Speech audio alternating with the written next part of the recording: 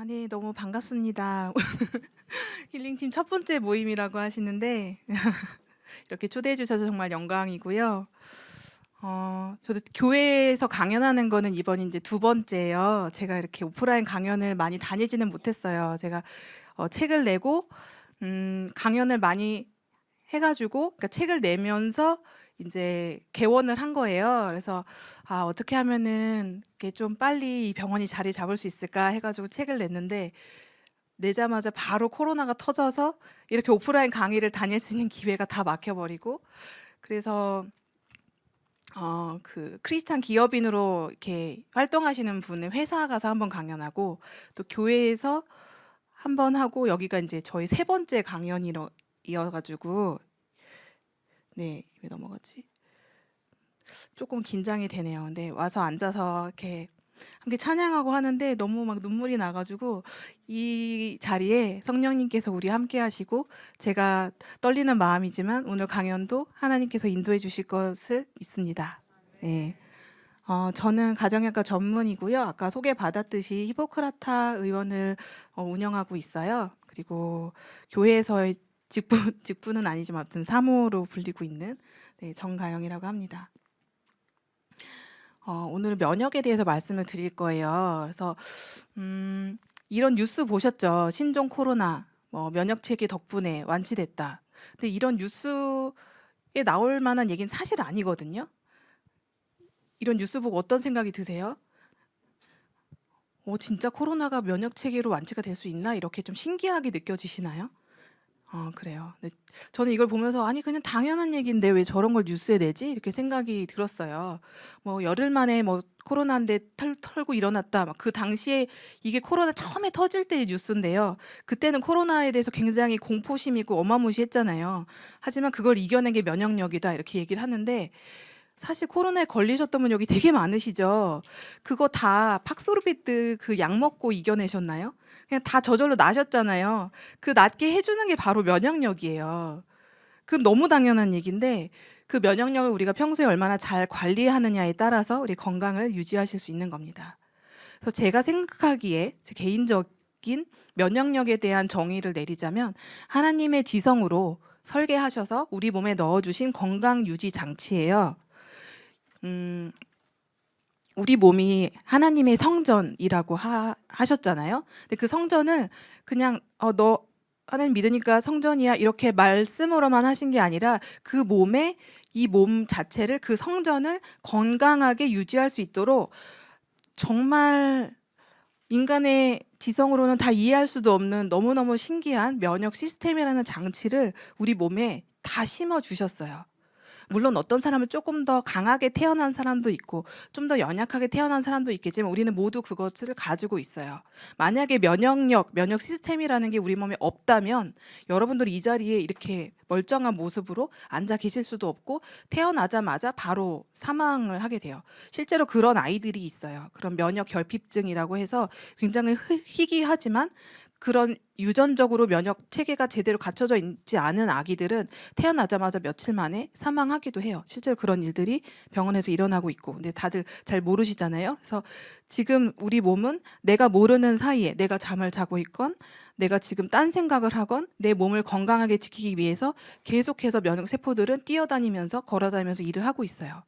그래서 현재까지 의학이라는 게 엄청나게 놀라운 수준을 발전을 했지만, 이 의학 박사님들, 그런 아무리 똑똑하고 날고 기는 사람들이 일지언정 이 면역 시스템의 전반적인 것을 파악하지를 못해요. 너무 이게 신비롭고 깊고 오묘해서.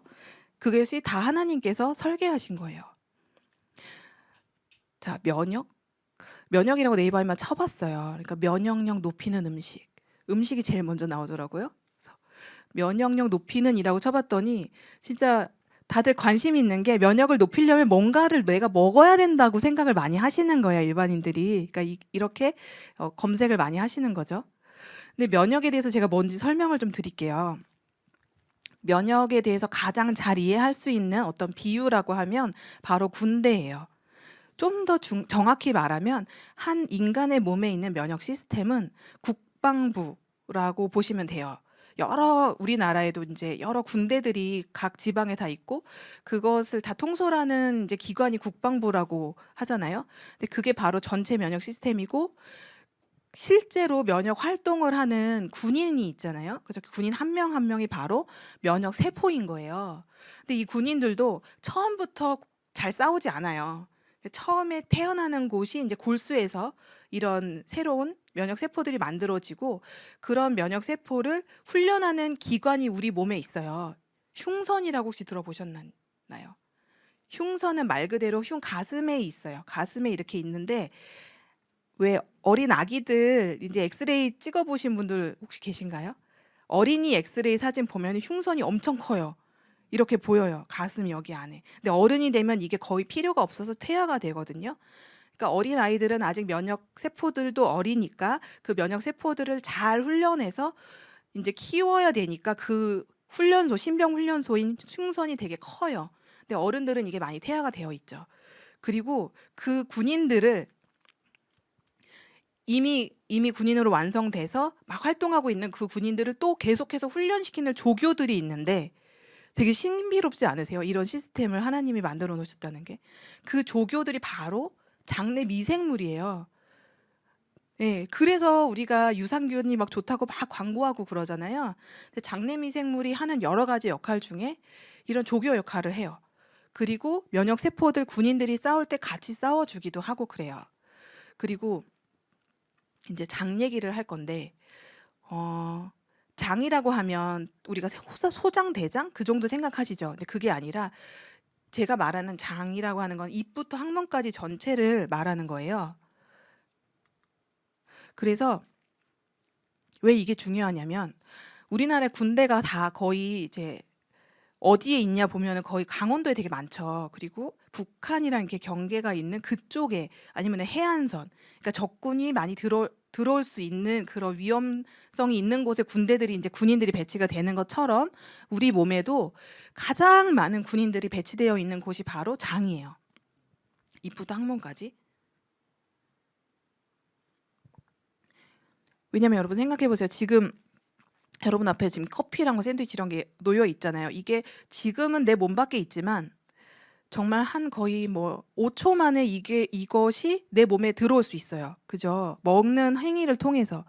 그래서 여기에 뭐가 들어있는지 사실 모르잖아요.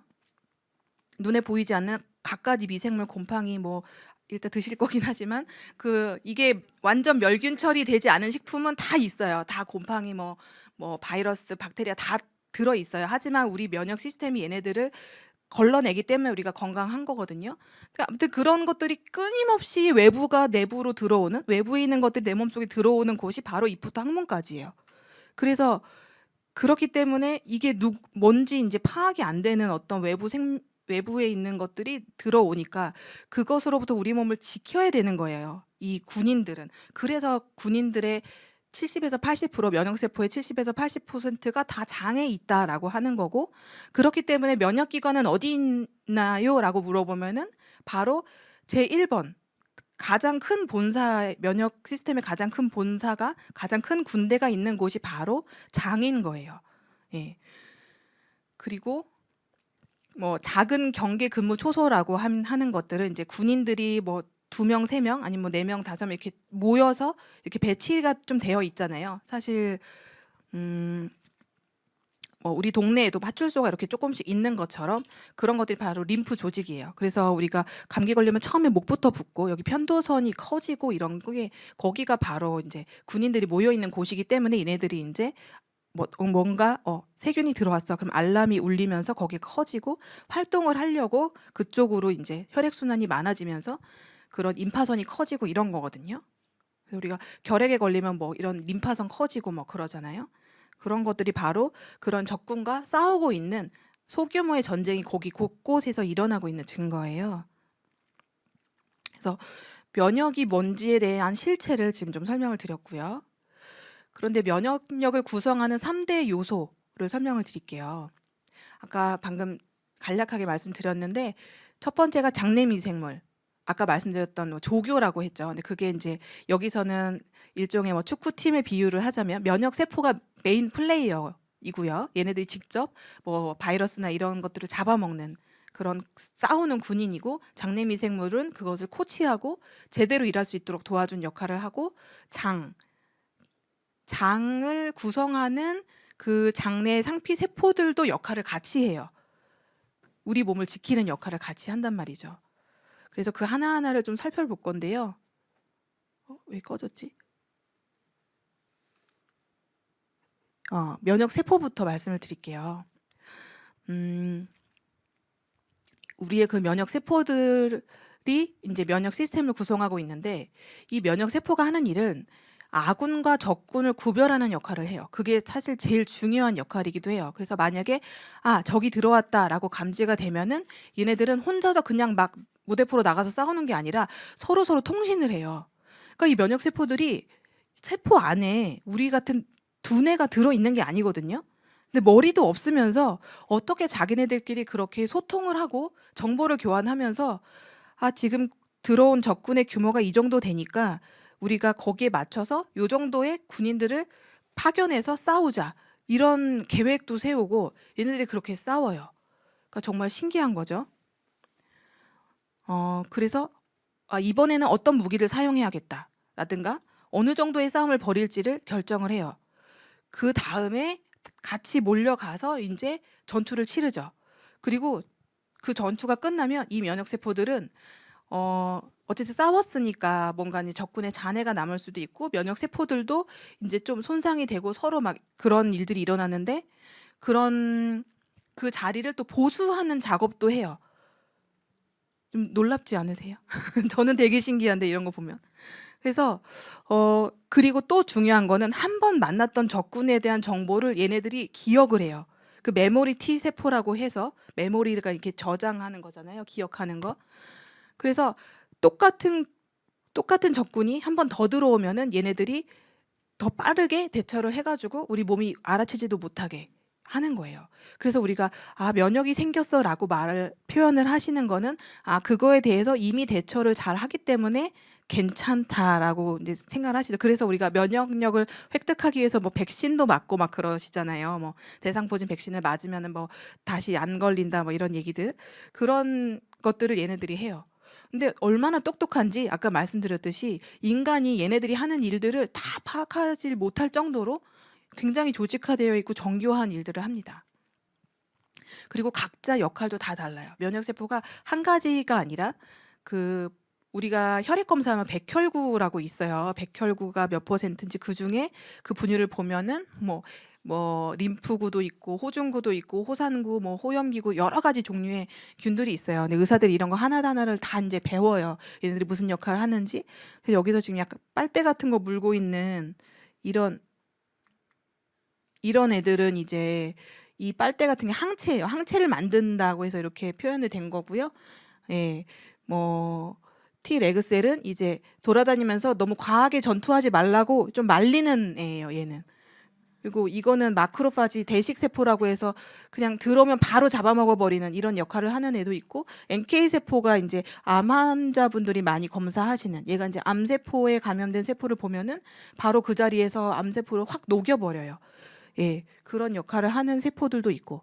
근데 이런 세포들이 잘 활동하기 위해서 우리가, 몸 주인인 우리가 도와줘야 돼요.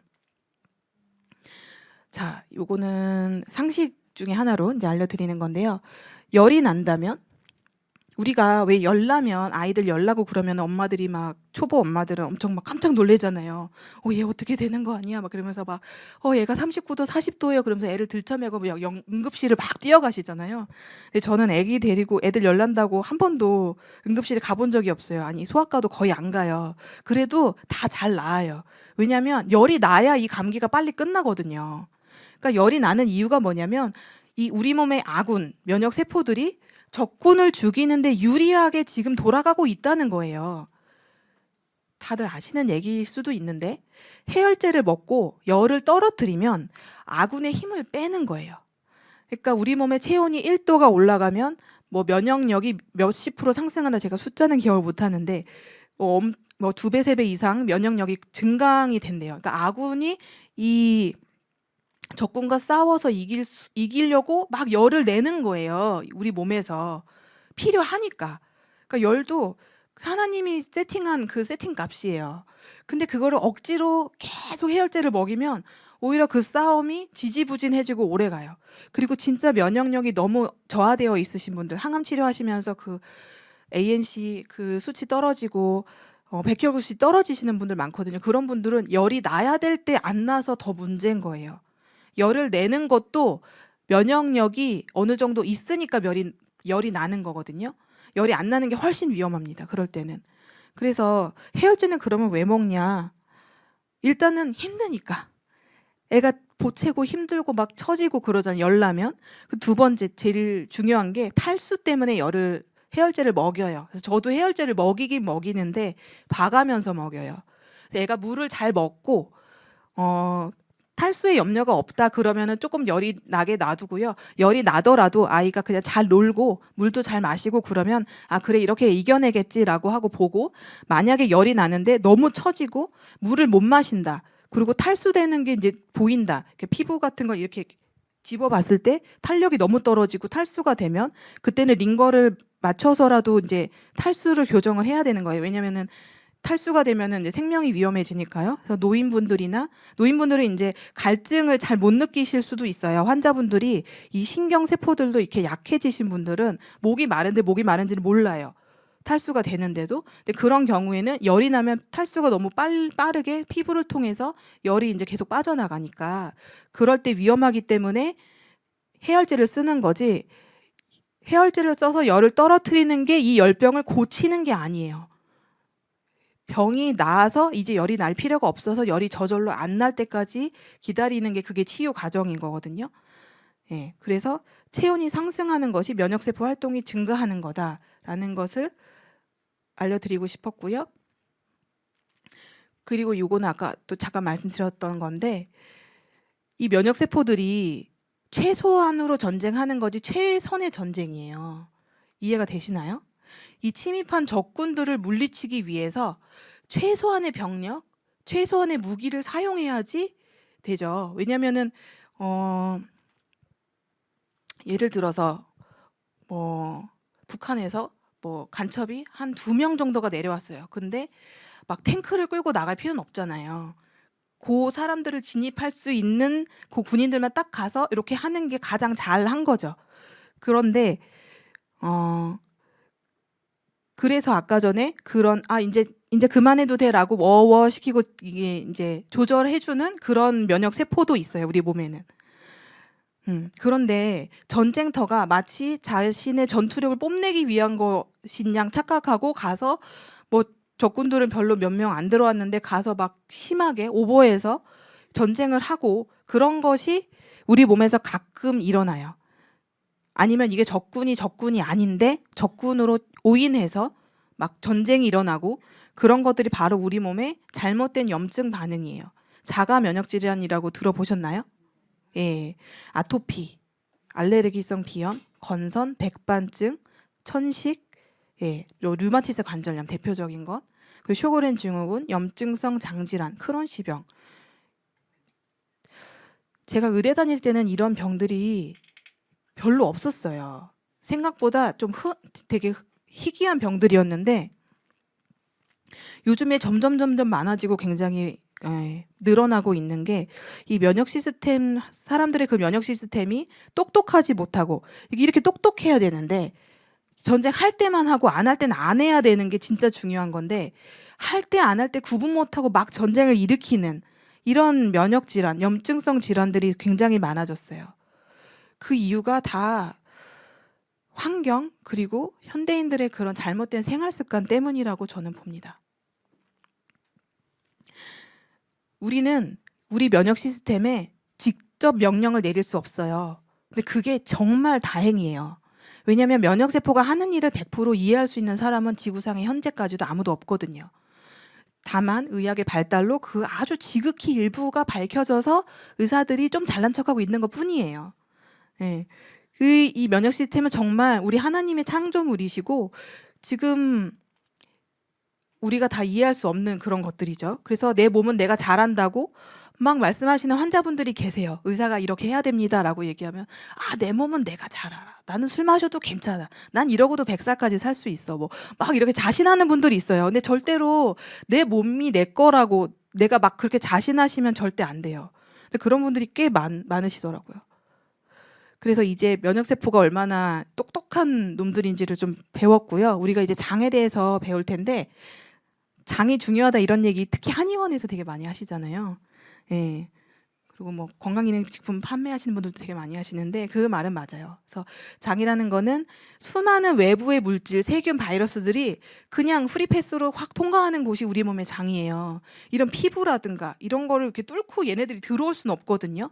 이 피부에도 다 이제 그 유산균들이 살고 있고 우리 몸을 이제 방어하는 어떤 이 피부라는 것이 이제 우리 몸을 방어하고 있기 때문에 못 들어가는데 입은 그냥 뚫려 있으니까 입의 항문까지는 그냥 막 들어오거든요.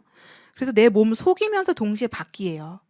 공항 출입국 심사 업무하는 곳이라고도 저는 생각이 들어요. 그래서 얘네들이 외국인들이 막 많이 지나다니잖아요. 그렇지만 함부로 다 들어오게 하지는 않죠. 그래서 그렇기 때문에 면역세포 대부분 전방에 장에 다 배치가 되어 있는데 장 이외에도 또 다른 전방은 피부 그리고 호흡기 점막 그래서 뭐 코 속이라든가 폐 점막 이런 데도 이런 세포들이 살고 있어요. 그리고 이런 장이라는 게 장 속에 여기가 오히려 바뀌고 여기가 아니에요. 이해가 되시죠? 원통 속이 바깥이고요. 여기가 아니에요. 그래서 장누수 증후군이라고 들어보셨어요? 이게 한국말로 장누수 증후군이라고 하면 환자들이 이래요. 그래서 리키거트 신드롬이에요. 그러면 그래요. 그러니까 좀 영어로 하면 뭔가 있어 보이나 봐요. 그래서 이렇게 얘기하면은 무슨 사기치는 것 같고 이렇게 얘기하면 그런 게 뭔가 학문적인 그게 있구나 이렇게 얘기하시는 분들도 있어요.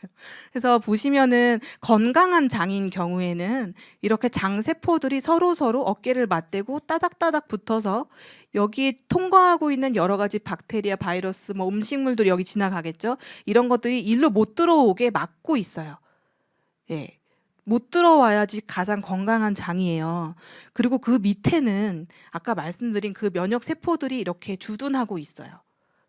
예. 엄청 많이 있어요. 그리고 그런데 우리가 스트레스를 너무 많이 받거나 인스턴트 음식이나 외식만 맨날 하거나 맨날 가공식품만 먹거나 운동을 안 하거나 뭐 아니면 독한 약을 좀 오래 드셨다던가 이런 여러 가지 원인에 의해서 이렇게 장 세포들이 손상이 될 수가 있어요. 세포와 세포 사이가 벌어져요. 이런 구멍이 자꾸 생기는 게 장누수라는 거예요. 그런데 건강하신 분들도 뭐 100% 이렇게 다 되어 있지는 않대요. 한 2% 정도까지는 건강하신 분들도 약간의 구멍이 있을 수는 있어요. 하지만 그 밑에 있는 이런 면역 세포들이 이런 것들을 파악하고 여기를 다시 막을 수 있도록 조치를 취하기 때문에 우리가 건강한 거거든요. 근데 이런 구멍이 더 많이 뚫리면 뚫릴수록 이제 아까 말씀드렸던 자가 면역 질환들, 아토피라든가 뭐 비염이라든가 천식이라든가 뭐 류마티스 관절염 이런 것들이 여기서 이제 시작이 되는 거예요. 그래서 그리고 장내 상피 세포가 이렇게 튼튼하고 건강해야 유산균이 여기에 잘 붙어요. 유산균을 먹어도 이런 분들은 효과가 없어요. 그래서 장내 미생물이 건강하면 건강할수록 또 이런 장 손상도 잘 회복이 돼요. 그러니까 서로 영향을 주고 받는 거죠. 자, 장누수 증후군이 정말 중요하고 제가 병원에서 주로 보는 환자들이 다 이런 환자들인데요. 어디서 시작하는지는 몰라요. 우선 여기서 시작해 볼까요? 잘못된 식습관, 스트레스 또는 뭐 독한 항암제를 많이 쓰신 분들 이런 분들은 장내 세포 사이 틈이 벌어져요. 그죠? 사진 찍으실 분들은 저기가 더 선명한 것 같아요. 그리고 파일을 드릴 수 있으니까 안 찍으셔도 돼요. 예. 네, 제가 김소리 목사님께 파일은 다 드렸으니까 목사님께 부탁하시면 될 것 같아요. 그래서 장내 세포 사이에 틈이 벌어지고 그 틈 사이로 우리가 먹은 음식이 완전히 소화되지 않은 그러니까 완전히 다 소화되면 아미노산, 뭐 포도당 이런 아주 작은 입자로 분해가 되기 전에 그런 단백질 덩어리들이 틈 사이로 들어가면 면역 세포들이 얘네를 보고서 얘네가 얘네는 음식이니까 괜찮아 이렇게 하는 게 아니라 이거 뭐 바이러스 아니야 박테리아 아니야 이렇게 얘네는 오해를 해요. 그래서 싸워야겠다라고 생각을 하면서 장내에 염증 물질들이 막 증가가 돼요. 그럼 그 염증 물질들이 또 틈이 벌어져 있는 곳을 통해서 들어가요. 그러면 우리 전신의 그 혈관을 타고 전신으로 염증 물질들이 다 퍼져요. 근데 그 결과가 이런 염증성 질환이고요. 그리고 그 염증들이 일으키는 게 또 당뇨고 치매고 암이고 그래요. 그래서 우리가 겪는 거의 대부분의 질환들은 다 염증 때문에 일어나는 거거든요. 그런데 그 염증이 어디서 생기냐면 거의 장에서 생기고요. 그 원인이 스트레스예요. 현대인들 스트레스. 이게 진짜 의사로서 제일 답답한 게 영양소가 부족하면 영양제를 제가 보충해 드리고 주사를 놔드리면 되는데 그 환자분들이 겪는 그 스트레스는 제가 어떻게 해드릴 수가 없어요. 그래서 제가 잘 자라 이런 얘기들을 많이 하는 게 잘 자면 그래도 스트레스가 잘 해소가 되니까요. 그 얘기를 뒤에서 해드리고요. 자, 이제 마지막으로 3대 요소 중에 장내 미생물 말씀을 드릴게요. 여기는 그냥 보시면 돼요. 이거는 저희 아이가 보는 책이에요. 동화책. 근데 제목이 여기는 세균 호텔. 세균들이 사는 호텔이라는 거예요. 세균들이 많이 투숙하고 있으니까 호텔이라는 이름을 붙였는데 이게 바로 우리 몸이에요. 어마어마한 세균들이 우리 몸에 이미 자리를 잡고 살고 있어요. 네. 안녕, 내가 보이니? 나는 기다랗고 통통해. 털도 몇 가닥 있어. 나는 커다란 호텔에 살아. 호텔은 늘 움직여. 왔다 갔다 쿵쾅거려. 그러니까 사람 몸에 살고 있는 이 장내 미생물이 얘기를 하는 거예요. 대장균은 호텔의 중간층 구불구불 기다란 방 대장 속에 산다는 거죠. 그랬더니 얘가 사는 호텔이 바로 초등학생이에요. 그 초등학생이 하는 말이 더러워. 내 장에 세균이 산다고 막 그러면서 나가라고 막 그랬더니 너는 뭐 하는데 뭘 했더니 얘네가 자기가 하는 역할을 얘기하는 거예요. 일단은 대장균이 하는 얘기예요. 대장에는 먹을 게 정말 많아. 나는 네가 많이 먹어서 너무 좋아. 그러니까 우리가 먹는 음식이 다 이 장내 미생물의 밥이 되는 거예요. 그러면 그 얘기를 해요. 세균이 없다면 너는 5끼 먹어야 될걸? 아니야, 그렇게 먹다간 돼지가 될 거야. 근데 하지만 그 반대예요.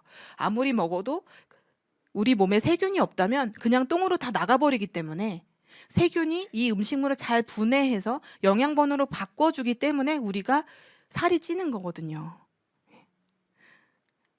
우리가 아는 것보다 훨씬 많은 일들을 세균이 하고 있더라고요. 그래서 질긴 당분, 단백질, 섬유질소 덩어리를 다 녹여서 세포에게 나눠주고, 그리고 섬유질이 중요한 게 질겨서 사실 잘 안 좋아하시는 음식들, 제일 섬유질이 많이 양질의 섬유질이 많이 있는 게 시래기라고 그래요. 무청 시래기. 근데 그런 걸 먹으면 여기는 칼로리는 없지만 그것을 얘네들이 분해해서 단쇄 지방산이라는 걸 만들어요. 근데 그 단쇄 지방산이 하는 역할이 항암 작용을 합니다. 그래서 시래기 자체에 항암 작용이 있는 게 아니라 그걸 우리 몸에 먹어서 얘네들이 그걸 분해했을 때 거기서 우리가 항암 작용, 항염 작용을 누릴 수가 있는 거예요. 그러니까 모두가 다 필요한 거죠. 좋은 미생물들을 갖고 있어야 되고 또 그렇게 이 좋은 미생물들이 분해할 수 있는 섬유질을 많이 드셔야 된다는 거예요. 우리 몸에 체중이 만약에 30kg라면 그 중에 장내 미생물은 3kg예요.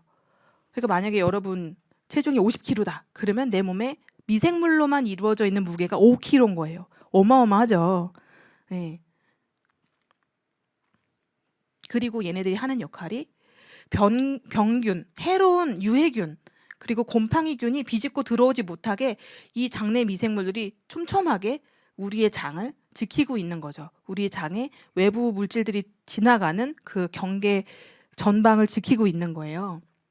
면역 세포들도 지키지만 장내 미생물도 같이 지켜요. 그리고 면역 세포가 병균이 나가지 않으면 면역 세포가 그제서야 싸우러 나간다는 거죠. 면역 세포는 몸속에서 병균을 잡아먹거나 병균에 달라붙어서 꼼짝 못하게 하는 세포. 아까 말씀드렸으니까 넘어가고. 그쵸, 이게 중요해요. 면역 세포가 근데 싸우는데 나는 왜 병에 걸리냐. 왜냐면 네가 건강해야 면역세포도 건강하고 네가 건강하지 못하면 밥도 안 먹고 영양이 부족해지거나 잠도 안 자고 그러면 면역력이 떨어지는 거예요. 그래서 병에 걸리는 거다. 그래서 골고루 잘 먹고 일찍 자고 자주 뛰어놀아야 해. 여기에 우리가 할 수 있는 모든 해답이 들어있는 거죠. 네, 운동하고 좋은 음식 드시고 일찍 주무시는 거. 그래서 우리가 항생제의 폐해가 또 있어요. 항생제를 자주 쓰셨던 분들은 장내에 세균의 불균형이 올 가능성이 굉장히 높아요. 그걸 항생제, 그쵸? 그래서 항생제 때문에 수많은 병균들이 죽었죠. 하지만 항생제를 너무 많이 써서 좋은 세균까지 다 죽여버린 거예요, 이렇게. 그래서 대장균, 유산균, 비피더스균까지 다 죽어버렸어요. 그렇게 되면 나중에 더 장이 안 좋아지고 장내 아까 면역 시스템을 구성하는 3대 요소 중에 장내 미생물이 다 죽어버렸기 때문에 면역 시스템이 불안정해져요. 그리고 나서 이제 염증성 장질환이라든가 이런 자가 면역 질환이 많이 걸리는 거예요.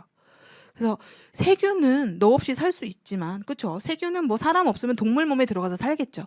그렇지만 우리는 세균 없이 살 수가 없어요. 아예 살 수가 없어요. 그러니까 이 세균이 나랑 객체인가, 이 세균이 나의 일부인가가 헷갈릴 정도로 옛날에 하얗고 조그만 생쥐를 이 실험하는 연구원들이 태어나자마자 계속 소독을 한 거예요. 이 무균 생쥐를 만든 거예요.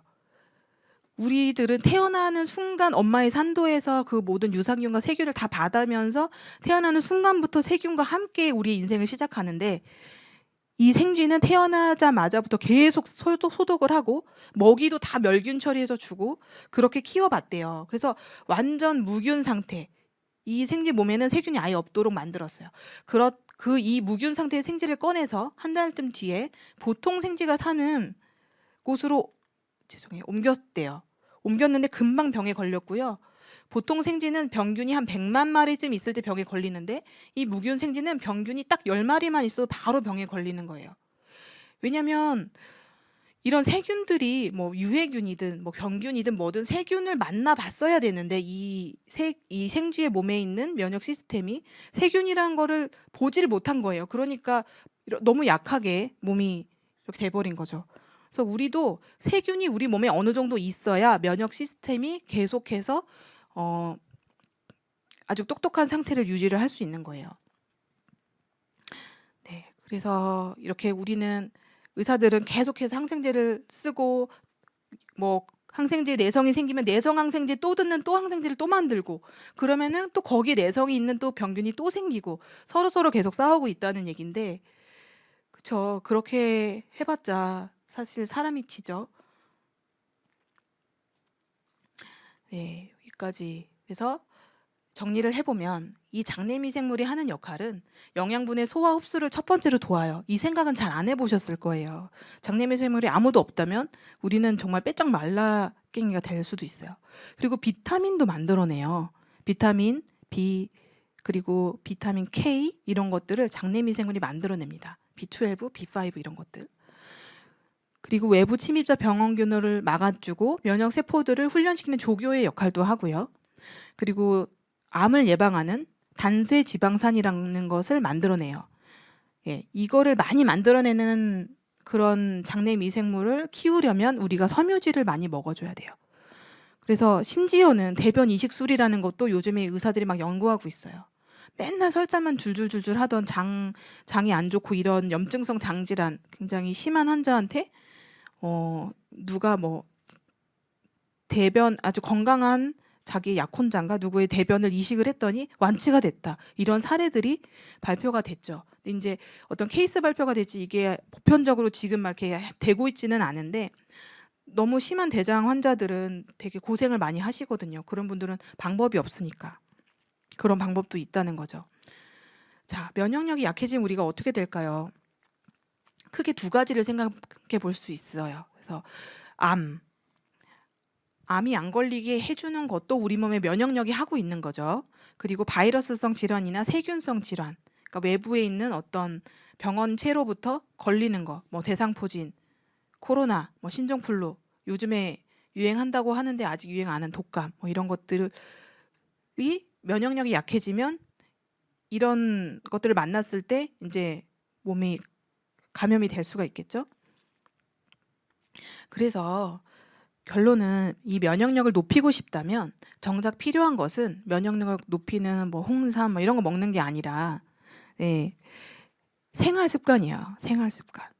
우리의 매일매일 습관 속에 면역력을 높이는 방법이 들어있어요.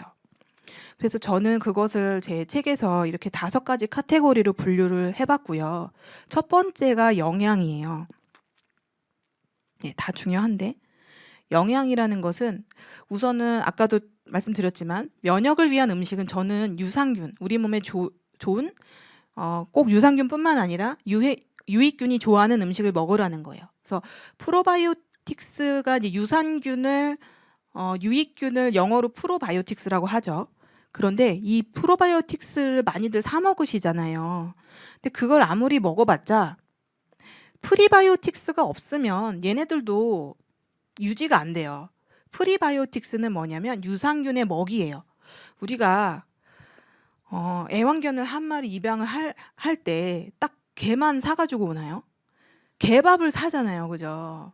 개밥을 안 사고 개만 자꾸 사들이면 얘네들이 굶어 죽겠죠. 그러니까 유산균만 자꾸 드시는데 유산균은 많이 먹고 그러고선 채소 안 드시고 맨날 뭐 고기, 밀가루 음식 이런 것만 드시면 개는 사다 놓고 개밥을 안 주는 거랑 똑같은 거거든요.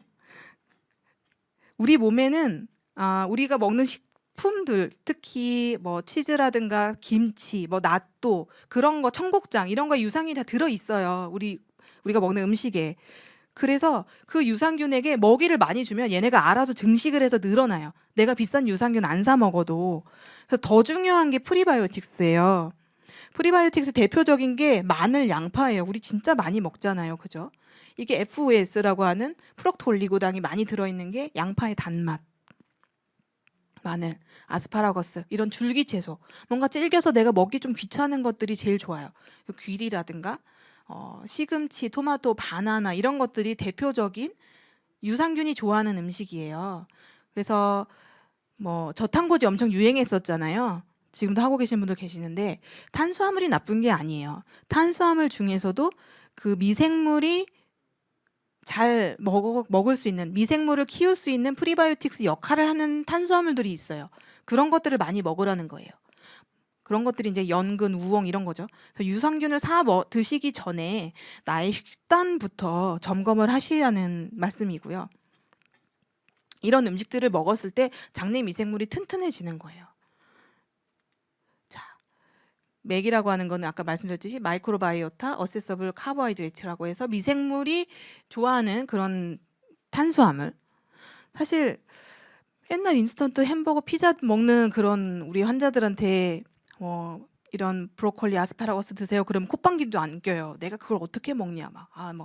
어떻게 그렇게 인생을 재미없게 사냐 막 이러면서 막 못하겠대요. 그런 분들한테 이제 제가 절충안을 드린 게 이제 고구마예요. 고구마는 그래도 포만감이 있잖아요. 샐러드 드시는 것보다는.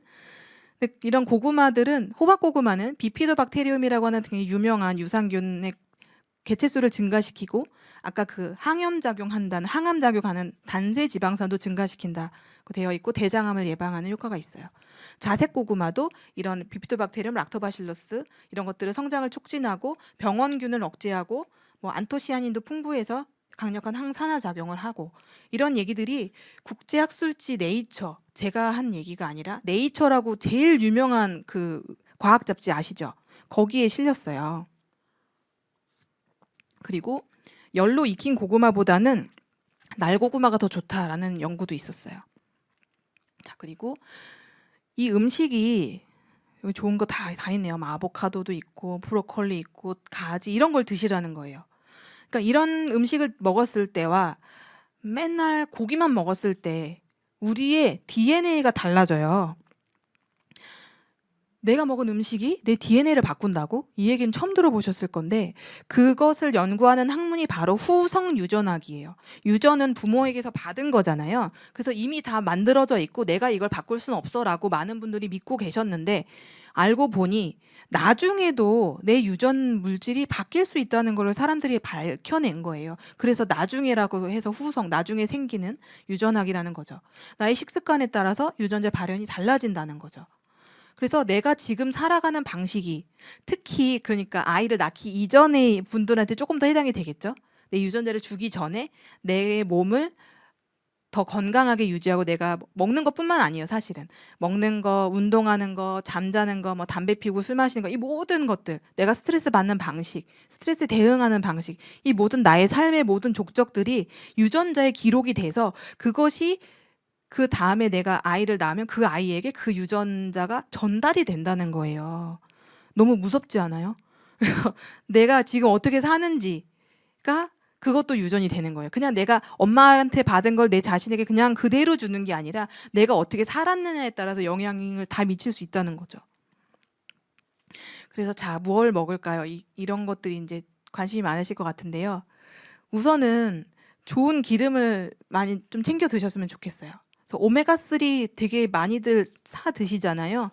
근데 식품으로도 같이 드셔 주셔야 돼요. 그러니까 알약 해봤자 하루에 뭐 한두 알 먹잖아요. 그것만 가지고 이게 대세를 크게 바꾸기는 조금 어려워요. 그렇다고 막 영양제를 막 이만큼 먹기에는 또 돈도 비싸고 알약으로 배 채우는 것도 또 속도 불편하시고 그러시잖아요. 그래서 식단도 같이 가져야 되는데, 오메가3가 많이 들어있는 음식, 특히 식물성 오메가3는 아마씨 그리고 들깨에 많이 들어있어요. 그래서 아마씨 오일 드시는 것도 좋은데, 아마씨 그 자체를 살짝 볶아서 그냥 이렇게 씹어서 드시는 것도 괜찮아요. 이렇게 생겼어요, 아마씨는. 근데 이 아마씨에 있는 섬유질 자체가 또 여성 호르몬의 건강에 또 굉장히 도움이 많이 돼요. 여성 호르몬이라고 해서 그럼 여자들만 이거 먹으면 되겠다, 그게 아니라 남성 호르몬도 중요해요. 그러니까 남성분들이 나이가 드시면 여성 호르몬이 이렇게 올라오거든요. 근데 그게 결코 좋은 게 아니에요. 남성분들은 나이가 들어도 남성 호르몬이 짱짱한 게 건강에 훨씬 좋거든요. 심혈관계 건강이나 이런데. 근데 그럴 때 여성 호르몬이 너무 올라오지 않도록 하는 것도 이런 아마씨들이 도움이 돼요. 예. 그래서 뭐 들기름, 들깨, 아마씨 이런 것들을, 그런 식물성 오메가3를 챙겨 드시면 면역을 위해서 좋다. 면역의 밸런스를 잡아주거든요. 그리고 면역을 위한 아주 기초 영양소는 아연, 비타민 C, 비타민 D, 뭐 이외에도 여러 가지 있지만 이런 것들을 드시면 좋겠어요. 그게 막 맛있어 보이진 않지만, 네, 이런 낫또가 그런 장내 좋은 미생물들을 많이 가지고 있고, 또 비타민 K도 들어있고, 면역력을 실제로 높이는 성분들이 들어있어요. 그리고 이 강황은 실제로 저희 남편이 이거를 꽤 오랫동안 물에 타서 하루에 3번씩 먹었는데 비염 증상이 굉장히 많이 잡혔어요. 근데 이 강황에 들어있는 컬큐민 성분은 우리 몸에 염증이 생기는 모든 그 경로를 다 차단해줘요. 그 경로 하나는 다 영어로 돼 있고 생화학적인 이런 얘기라서 말씀드릴 필요는 없을 것 같아서, 그런데 정말 생강도 그렇고, 생강도 좀 비슷해요. 그래서 이 강황을 많이 드시면은 항염, 항암 작용하는 데 되게 좋아요. 예. 자, 요거는 야채를 드시기 정말 싫거나 귀찮거나 시간이 없어서 못 드시거나 이런 분들을 위해서 드리는 이제 어떤 팁 같은 건데요. 이 해독 주스가 정말 여러 환자들의 그런 증상들을 좋게 개선을 많이 시켰어요. 그래서 브로콜리, 양배추, 그러니까 어떻게 외우냐면 저는 파란 거 2개, 빨간 거 2개 이렇게 외워요. 그래서 당근, 토마토, 브로콜리, 양배추 이런 거를, 요 비율은 딱 안 맞추셔도 되는데 이 비율대로 만들었더니 제일 맛있더라라고 저희 환자분이 알려주신 거예요. 요렇게 해서 푹 끓인 다음에 한 10분만 끓이면 돼요. 그래서 넘어가 버렸네. 도깨비 방망이로 갈아서 그다음에 소금을 한 꼬집 넣고, 그다음에 요 야채 4가지로 끓이고 갈은 거를 좀 식혔다가 거기에 사과하고 바나나, 요거는 다른 과일로 얼마든지 대체하셔도 돼요. 좋아하시는 걸로. 그래서 넣어서 한번 다시 갈아주면은 해독 주스가 됩니다. 한 컵 한 이 정도 먹으면 정말 배부르고요. 살을 빼고 싶으신 분들은 이제 저녁 식사 전에 그거를 이제 300cc, 300cc 먹으면 배가 차서 식사량을 줄이는데 굉장히 도움이 되고요. 사실 포만감을 야채로 이렇게 채우는 게 정말 건강한 거거든요. 탄수화물은 솔직히 우리나라 사람들 너무 많이 드시고 계셔서 밥심밥심 하면서 너무 밥을 좋아하시는데 그게 이제 당뇨 위험도를 많이 높여요. 그래서 서양인들보다는 훨씬 아시아인들이 날씬하지만 당뇨는 더 많이 걸리는 이유가 밥을 베이스로 하기 때문이거든요. 그래서 밥 양은 점점점 좀 줄이시고, 그렇다고 배고프게 있으시라는 게 아니라 이런 것들, 아니면 그냥 브로콜리, 뭐 파프리카, 당근 이런 것들을 살짝 데치거나 그냥 생으로라도 그렇게 해서 올리브유, 아마씨유, 뭐 아보카도 이런 거 이제 뿌려가지고 그냥 입으로 씹어서 드시는 게 사실은 제일 좋아요.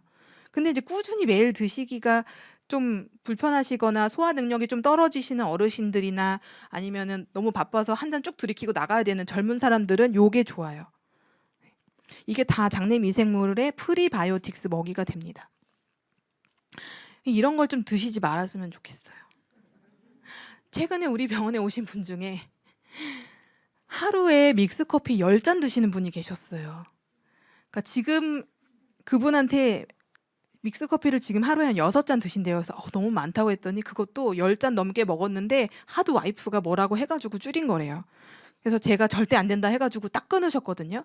그분은 그것만으로도 저희 병원에 오신 보람이 있으신 건데, 와, 진짜 당뇨 환자분들 중에 이거 안 드시는 분들이 없더라고요. 너무 좋아하세요, 믹스커피. 예, 이거는 커피 향이 나는 설탕물이에요.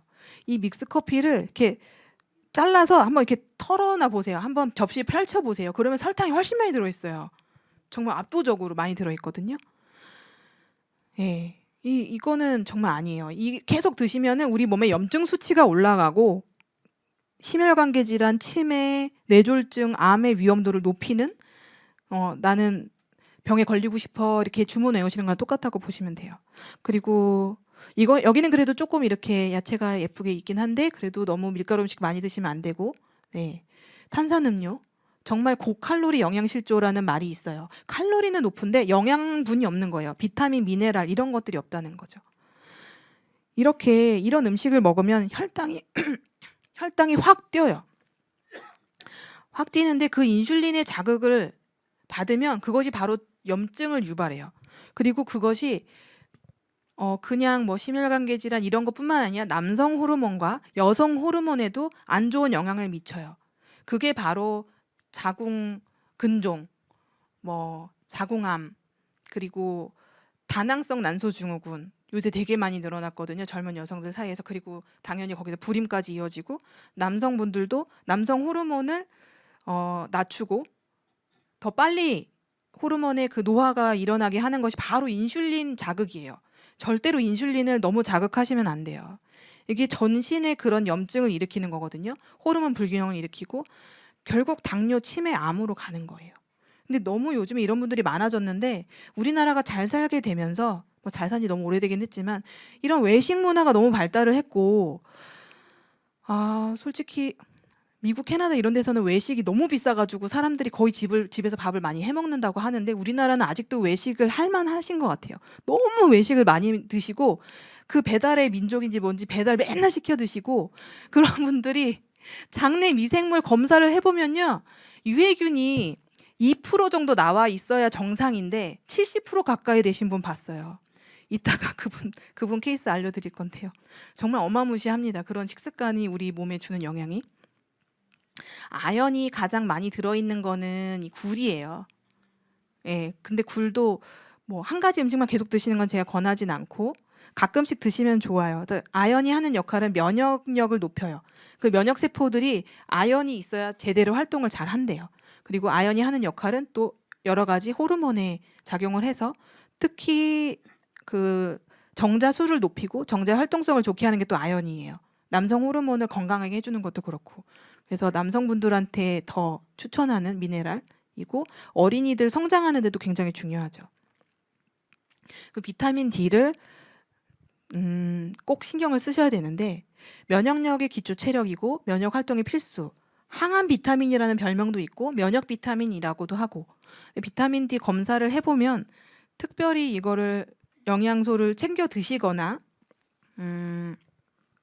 뭐 주사를 맞거나 이렇게 관리 안 하시는 분들을 검사해 보면 한 15, 잘하면 17, 뭐 10 이하 나오시는 분들도 되게 많이 봤어요. 왜냐면은 햇빛을 현대인들이 별로 안 쐬거든요. "나는 햇빛 많이 보는데?" 라고 하시는데 전혀 그렇지 않아요. 그리고 여성분들은 거의 다 기본으로 선크림을 다 바르고 계시고 팔다리 막 이만큼 내놓고 돌아다니시는 분들 별로 없잖아요, 여름철에도. 그래서 따로 챙겨 드시는 게 좋으시고요. 시간이 너무 많이 지나갔네요. 너무 할 얘기가 많았나 봐요. 조금 빨리 할게요. 해독. 해독은 기능의학 치료를 하다 보면은 이게 우선이에요. 나쁜 걸 피하는 거. 근데 기능의학 병원에 건강관리하러 왔어요 그러면서 담배 피우시는 분들은 저는 속으로 자세가 안 됐다 이렇게 생각을 해요. 술, 담배 하시는 분 여기는 안 계시겠지만 네, 나쁜 걸 안 하는 게 더 중요해요. 그래서 해독이 중요한 거고 생각나시나요? 가습기 살균제 사망자들이 이렇게 143명이나 됐었고 이런 제품들이 이렇게 써 있었어요. 인체에 안전한 성분을 사용하여 안심하고 사용할 수 있습니다라고 기업들이 팔았지만 이게 바로 사람들을 죽였어요. 우리가 이런 것들을 믿으면 안 돼요. 프탈레이트라고 들어보셨죠? 프탈레이트는 성호르몬을 교란시키고 유방암 간암을 일으키고 갑상선 호르몬 작용을 교란시켜서 이게 어디에 많이 쓰냐면요. 향수, 매니큐어, 샴푸, 린스, 향을 인공향을 낼 때 이 프탈레이트를 많이 쓰고요. 말랑말랑하게 하기 위해서, 그러니까 이게 주로 플라스틱이 딱딱하잖아요. 이거를 잘 말랑말랑하게 가공하기 위해서 많이 써요. 그래서 아이들 갖고 노는 플라스틱 왕구류, 놀이방 매트, 온수 매트, 인조가죽 이런 데 많이 들어있어요. 화장품에도 많이 썼고, 근데 요새는 뭐 사람들이 하도 친환경 해서 좀 빠진 것 같긴 한데 그럼에도 불구하고 가끔 프탈레이트 이렇게 쳐보시면은 뉴스에 뭐 어디서 검출됐다 이런 얘기들이 종종 나와요. 하지만 아마 기업들이 이걸 사용하기 때문에 크게 공론화시키지는 못하는 것 같아요. 뭔가 다 돈의 논리로 들어가는 거죠. 그래서 ADH 이런 것들도 프탈레이트가 훨씬 영향을 미친다는 거고 생리대에 프탈레이트 그때 나와가지고 막 그때 한번 난리 난 적이 있었어요. 근데 이게 이렇게 우리가 잘 모르는 사이 이런 것들이 계속 공공연하게 우리 몸에 들어오고 있었다는 거죠. 그리고 프탈레이트들이 뭐 피부 접촉 등을 통해서 들어오고 그 불임을 일으키고 그리고 그래서 EU 시장에서는 언제 퇴출됐다고 그러나요? 예. 2007년 1월부터 어린이 용품에 다 퇴출시켰는데 우리나라는 아직 네, 있어요. 그래서 환경부가 뭐 이렇게 검사를 했더니 황교안 미니 왕구 제품에서도 이게 90배까지도 검출이 됐다. 이런 거 찾아보면 뉴스 되게 많은데 사실 사람들이 별로 관심이 없어요. 아직은. 당장 문제가 되지 않으니까. 2018년도에 어린이 샌들 안전 실태 조사 했는데 납이 347. 예. 동대문 뭐 이렇게 뭐 이런 것들도 발바닥 이 피부를 통해서 다 들어오거든요. 이 중금속이. 여기도 프탈레이트가 이렇게나 많이 검출이 된 거예요. 예. 그리고 비스페놀 이거는 에스트로겐 여성 호르몬과 비슷하게 생겨서 호르몬 교란 작용을 해요. 불임을 일으키고 어린이 성조숙 중의 주범이고 그래서 뭐 영수증, 잉크, 플라스틱 용기, 캔 내부 코팅면 이런 데 있는 거잖아요. BPA 프리라고 해서 플라스틱 용기들에 이거 많이 써 있어요. 그래서 이거 우리는 안 쓴다. 근데 BPA가 아니라 BPF, BPS를 써요. 근데 그런 것도 안전하지 못해요. 그래서 뭐 독성 물질, 뭐 액체 계면 그래서 저는 슬라임 진짜 싫어하는 게 여기서도 유해 물질 엄청 나왔잖아요. 프탈레이트 나오고 다 나오고. 그래서 어린아이들 이런 거 좀 사용하는 거 좀 주의하셔야지 돼요. 그래서 이런 인공화학 물질들이 결국 장누수를 유발하는 거죠. 네. 그래서 자가 면역을 일으키는 거고요. 그래서 우리가 어떻게 해야 될까? 공장에서 가공된 식품, 막 냉동식품 이런 거는 최소한으로 그래서 집에서 그냥 천연 재료를 사서 요리해서 먹는 게 가장 좋아요. 근데 이렇게 막 레토르트 식품 이런 뭐 통조림 뭐 이런 것들은 가능한 안 드시는 게 좋고 통조림 내부가 이렇게 만져보면 매끌매끌하잖아요. 그거 비스페놀이에요. 그리고 영수증, 금융기관 대기, 순번표, 종이, 인쇄된 그 잉크들도 비스페놀이라고 하고 그 햄버거라든가 이런 거 포장할 때 포장용지 안에 젖지 않게 이렇게 매끌거리게 코팅되어 있는 것들도 다 뭐 그런 물질들이라고 하고요. 그 식기, 일회용품 대신에 유리나 스테인리스 제품을 이용하시는 걸 추천드리고 생리대 대신에 실리콘 생리컵, 생리대, 천으로 된 생리대 이런 것들을 쓰시는 게 이 일회용 생리대만 끊어도 여성분들 생리통 많이 없어지더라고요. 이런 얘기를 많이 들어요. 그리고 매니큐어, 프탈레이트 진짜 있는지 없는지 확인하시고 바르시고요. 스킨, 로션, 크림, 화장품 가능한 무향으로. 아이들 뭐 그런 것들도 놀이방 매트, 전기장판 위에 면으로 된 이런 카페트 깔고 그 맨발로 이렇게 닿지 않도록 하시고, 가죽 소파, 인조 가죽 소파든 가죽 소파든 다 가공한 거잖아요. 거기도 화학 물질도 막 들어 있을 거거든요. 거기 맨살로 앉으면 피부를 통해서 들어갈 수 있어요. 어떤 물질이든지. 예, 그래서 플라스틱을 좀 피하자는 얘기고요. 해독은 이제 간에서 이루어지는데 간 해독을 돕는 방법이 간헐적 단식이에요. 예, 그래서 최소한 12시간 단식을 합시다. 저녁을 8시까지 먹었으면 그 다음날 아침 8시까지는 드시지 않는 걸로. 근데 당연한 얘기인데 이거 잘 안 지키는 사람들 많아요. 그래서 야식이 안 좋은 이유가 칼로리가 높아서 뿐만 아니라 이렇게 12시간의 온전한 단식을 못하게 끊기 때문에 또 여기서도 인슐린 자극하고 몸을 깨우고 해독을 못하게 하는 거예요. 그래서 면역력을 높이고 싶다면 뭔가를 막 드시려고 하는 게 아니라 좋은 거 찾아 드시는 것보다는 나에게 최소한의 공복이 12시간이고 16시간까지도 좋아요.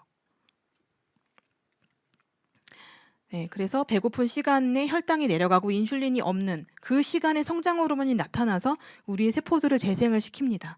그래서 성장 호르몬은 피부 재생, 피부뿐만 아니라 면역 세포도 아주 건강한 것으로 바꿔줘요. 그래서 성장 호르몬 언제 나오냐? 성장 호르몬이 아기들한테만 필요한 게 아니라 어른들도 이런 것 때문에 필요하고요. 배고플 때, 운동할 때, 그리고 숙면을 취할 때 나옵니다. 그래서 해독을 돕는 음식은 뭐 마늘, 양파 또 나왔죠. 늘 먹는 건데 이런 것이 정말 중요하다는 거죠. 비트라든가 생강, 강황 이런 것들이 또 해독을 돕고 타우린 성분들도 담즙 배설을 통해서 해독을 돕습니다. 그래서 저온 사우나, 반신욕 이런 것들도 좋아요. 그래서 그 중금속을 뺄 수 있는 방법 중에 땀을 좀 빼면 중금속이 좀 빠져요. 자, 수면이 정말 중요한데요. 잘 자야 멜라토닌이 나와요. 근데 멜라토닌은 빛이 들어오면 도망가요. 눈부셔 하면서 되게 싫어해요. 빛을 싫어해요. 그래서 해가 지면 모니터의 블루라이트를 차단해 주시고 낮에는 햇볕을 쐬셔야 돼요. 햇볕을 많이 쐬야지 세로토닌이 생기고 세로토닌을 가지고 멜라토닌이 만들어지거든요. 그래서 제안 드리는 것으로는 저녁 한 8시 해 지고 나서부터는 너무 이 안에를 환하게 켜놓지를 마세요. 그러니까 전기라는 게 발명이 돼서 되게 좋지만 밤에도 나처럼 막 깨어서 이렇게 있는 게 사실 우리 몸의 면역력엔 좋은 건 아니거든요. 그래서 잘 때는 암막 커튼. 그래서 어둑어둑해지면서 이제 우리 멜라토닌이 이제 나오려고 스물스물 나오는데 초저녁 해 다 졌는데도 너무 집안을 환하게 해놓으면 멜라토닌이 잘 안 나와요. 그래서 8시부터 좀 생활하기에 불편하지 않을 정도의 그런 약한 불만 켜놓으시고 생활하시다가 이제 자기 전에 다 완전 그런 암막 커튼을 해서 빛을 완전 차단하시고 주무시는 게 그 멜라토닌이 올라오고 우리 면역력을 높일 수 있는 그 수면 방법이에요. 핸드폰은 거실에 두고 침실로 들어가시고. 그래서 뭐 10시 전에 주무신 게 제일 좋고 못해도 11시 전, 12시 전에 정말 최소한. 그래서 일찍 자야 면역력이 강해집니다. 네. 스트레스는 휴식 시간을 꼭 챙기셔야 된다는 얘기예요. 그래서 자율신경이 교감신경과 부교감신경 양쪽 끝으로 이루어져 있는데 낮에는 교감신경이 좀 더 높고 밤에는 부교감신경이 높아지는 게 자연스러운 현상인데 우리가 워낙 낮에 받은 스트레스가 높다 보면은 밤에도 계속 긴장도가 유지되면서 제대로 된 스트레스 해소가 안 되는 경우들이 굉장히 많아요. 그런 경우에는 일단 심호흡하시고 뭐 아우토겐이라는 게 있어요. 그리고 기도하시고 이런 것들이 스트레스를 낮추는 데 굉장히 도움이 많이 되는 방법이에요. 그래서 코로 천천히 들이마시고 입으로 가늘고 길게 내뱉기를 하시면 제가 이런 상황일 때 제일 이제 스트레스가 많이 받아서 그림을 넣었는데 네. 스트레스를 조절하시는 게 중요합니다. 그 방법 중에 하나로 사랑하는 사람과 포옹하거나 악수하거나 키스하거나 이런 것들이 옥시토신, 세로토닌, 엔돌핀의 생성을 촉진해서 정서적인 안정감 그리고 면역력을 높여준다고 해요. 그래서 가족분들끼리 인사로 그냥 이렇게 까딱 이렇게 하시지 마시고 가능하시다면 서로 안아주기 이런 것들을 하는 문화를 만들면 좋을 것 같아요. 가족 내에서. 그리고 운동이 중요하죠. 운동을 하면은 세로토닌도 올라가고요. 엔돌핀도 올라가고 도파민도 올라가요. 그리고 BDNF라고 해서 공부를 잘하게 돼요. 그래서 공부하는 수험생들 저는 운동을 많이 했으면 좋겠는데 요즘 애들이 체육 시간도 다 자습시킨다고 해서 그거는 너무 효율이 떨어지는데 이런 생각이 들더라고요. 자, 근육량이 바로 신체 나이를 좌우해요. 우리가 내가 70세면 난 70세 몸이구나 이렇게 생각하실 것이 아니라 내가 몸이 60대 70대여도 30, 40대의 몸을 유지하려면 30, 40대들이 갖고 있는 만큼의 근육량을 내가 챙기면 돼요. 그래서 근육량이 줄어드는 것과 노화에 의한 신체 변화가 거의 비례한다는 연구들이 막 나오면서 사람들이 그래 그 신체 나이를 역행할 수도 있겠다라는 그런 얘기들을 많이 하고 있어요. 그래서 뭐 근육 운동 막 그런 무거운 덤벨 들으라는 게 아니라 생활 속에서 근육량이 빠지지 않도록 이렇게 유지하는 운동들만 해도 네, 면역력을 유지할 수 있습니다. 그래서 제가 제안 드리는 거는 나 맨날 1시간씩 걷는데 그런 분들 사실 인바디 해보면은 다리 근육만 엄청 튼튼하고요. 상체 근육은 또 없으세요. 그렇게 하지 마시고 많은 유산소도 좋지만 근력 운동을 꼭 챙겨서 하셨으면 좋겠고 하루에 10분만 하셔도 돼요. 근력 운동은. 네.